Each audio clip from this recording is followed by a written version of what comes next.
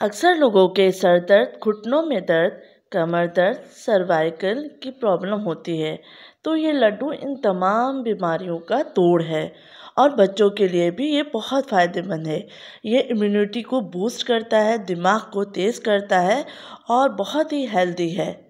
सिर्फ एक लड्डू ये रोज़ाना आप खा लें तो आपके घुटनों का दर्द, कमर दर्द और घुटनों से जो टक टक की आवाज़ें आती हैं वो तमाम तकलीफ़ें दूर हो जाएंगी सिर्फ एक लड्डू के इस्तेमाल से, क्योंकि इसमें ड्राई फ्रूट हैं और देसी घी का इस्तेमाल किया गया है जो आपकी सेहत के लिए बहुत अच्छा है।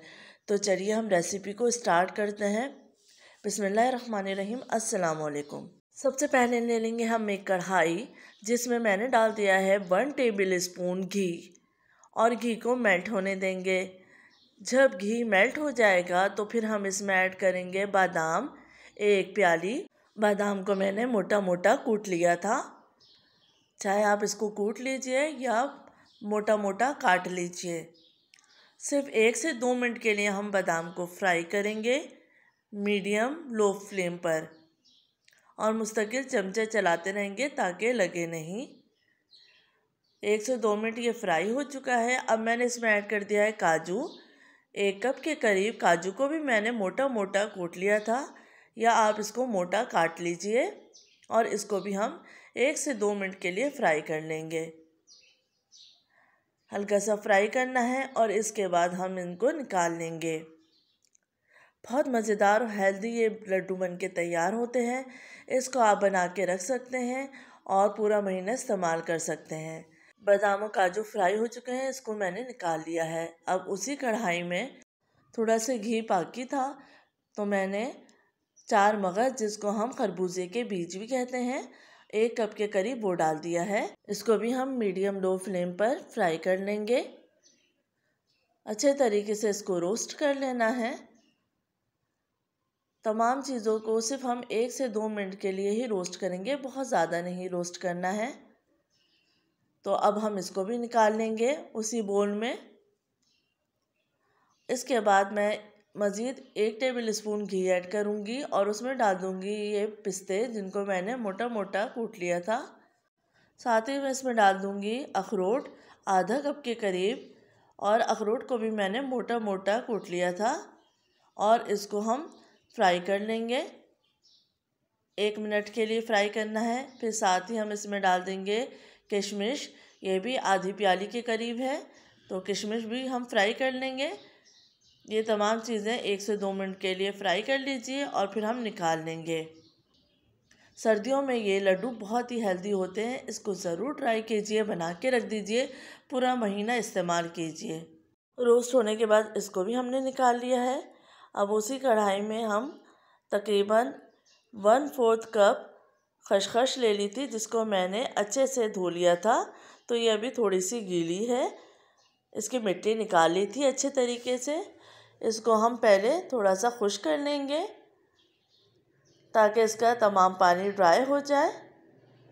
अच्छे से जब ये खुश हो जाएगी तो इसको हम थोड़ा भून लेंगे और भूनने के बाद इसमें मैं ऐड करूँगी खोपरा, 1 प्याली के करीब।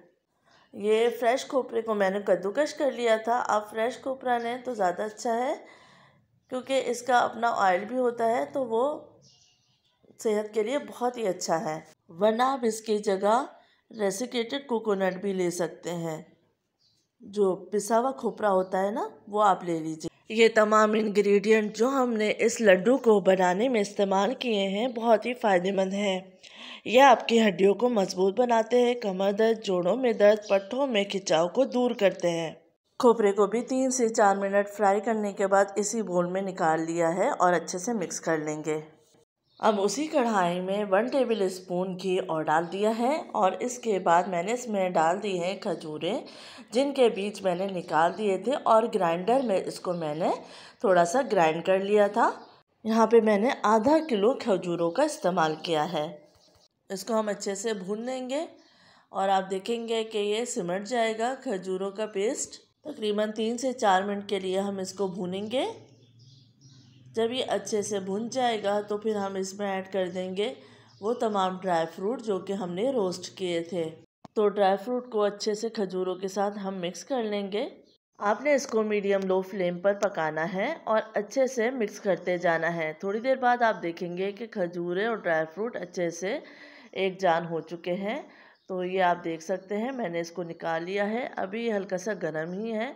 इसको हाथों से मिक्स कर लिया था और मिक्स करने के बाद अब हम, जब ये मिक्सचर हल्का सा गर्म ही हो तभी इसके लड्डू बना लेंगे। तो बहुत आसानी से ये लड्डू बन के तैयार हो जाते हैं। इसको आप आराम से एयर टाइट कंटेनर में 1 महीने के लिए फ्रीज़ कर सकते हैं और पूरी सर्दियां इसको एंजॉय कीजिए। उम्मीद है आपको ये ड्राई फ्रूट लड्डू की रेसिपी बहुत पसंद आएगी। इसको ज़रूर ट्राई कीजिए, बच्चों को दीजिए, एजड ख़वातीन या बूढ़े मर्द औरतों दोनों के लिए ये रेसिपी बिल्कुल परफेक्ट है। तो आप बना के रखिए, अपने बुज़ुर्गों को भी खिलाइए। उम्मीद है आपको ये रेसिपी पसंद आएगी। फीडबैक देना मत भूलिएगा। अपना ख्याल रखिएगा। अल्लाह हाफ़िज़।